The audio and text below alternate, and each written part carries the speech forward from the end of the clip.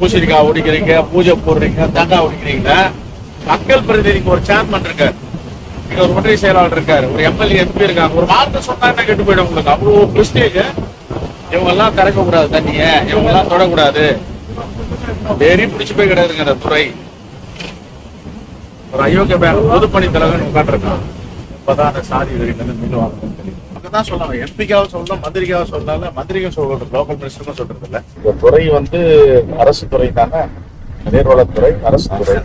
மக்கள் பிரதிநிதிகளிடம் ஒரு வார்த்தை சொன்னால மரபுன்னா காலகாலமா எப்பவுமே நானும் ஒரு 3 வருஷம் திறந்து விட்டுருக்கேன். போன வருஷமா சொல்லாம திறந்துட்டீங்க. இதெல்லாம் தப்பு இல்ல, இது சொல்லணும் இல்ல. இது நீங்களே மக்கள் பிரதிநிதி ஆயிட்டா பிறகு கவர்மெண்ட் அதிகாரிகளை கவர்மெண்ட் ரன் பண்ணிடலாமே. செம்பரம்பாக்கம் ஏரி திறப்பிடிச்சு மக்கள் பிரதிநிதியா செல்வ பெருந்தகை சாதியின் ரீதியில அழைப்பிடுக்கலாம் சொல்லிட்டு அதிகாரிங்க சொல்றாங்க அழைப்பிடுக்கலாம் சொல்லி. நீர்வளத்துறை முதல்ல ஒரு செல்வ பெருந்தகை போன்ற ஒரு அரசியல் கட்சி தலைவர் இப்படி சொன்னதுக்காக நான் வருத்தப்படுறேன். பொதுவாக உண்மை என்ன தெரிஞ்சு பேசணும். பருவமழை மூடி மறுபடியும் பருவ துவக்கப்படாத அரசியல் மேட்டூர் டேம் திறந்து நிரம்பியிருந்தால்தான் சீஃப் மினிஸ்டர் வந்து திறப்பார்.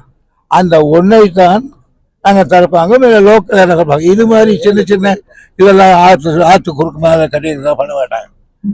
அதுக்காக அவர் அவ்வளோ பெரிய செய்கிறார்.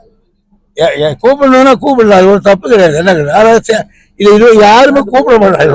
ஏரி நான் கேட்குறேன், காவேரி பக்கம் ஏரி பண்றாங்களோ அது மாதிரி அது தேங்கி இருக்கு. அதை கொண்டு இப்படி ஒன்று செய்திருக்கார். அங்கே ஒருத்தங்கிறான், இங்கே ஒருத்தங்கிறான். நான் ஒன்று சொல்றேன், அங்கே ஒருத்தர் இருக்கான், அவனால் தான் சொல்ல